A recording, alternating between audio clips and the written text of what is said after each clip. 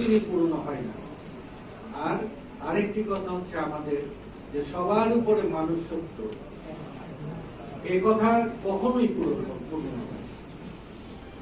তো এটা কিছু কিছু বিপ্লবের ইতিহাসে যেটা শতবার উচ্চারণ করলেও তা পূরণ হয়।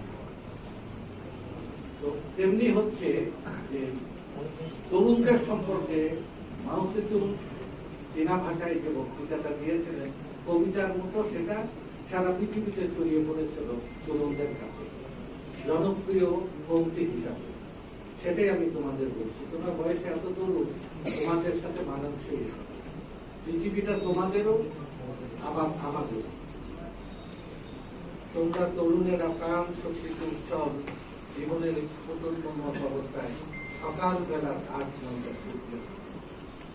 পৃথিবী তোমাদের করে তোমাদের দিকে তাকিয়ে থাকে, পরিবার তোমাদের দিকে তাকিয়ে থাকে, সভ্যতা তোমাদের অপেক্ষায়। তাদের সভ্যতা হচ্ছে তোমরা পরিবর্তনের মূল নিয়ামক। বাংলাদেশ কিন্তু হাসিনা কিছু দুষ্টামি করে, তথ্য গোপন করে সে বলছিল না আমরা উন্নত দেশের পর্যায়ে চলে যাই।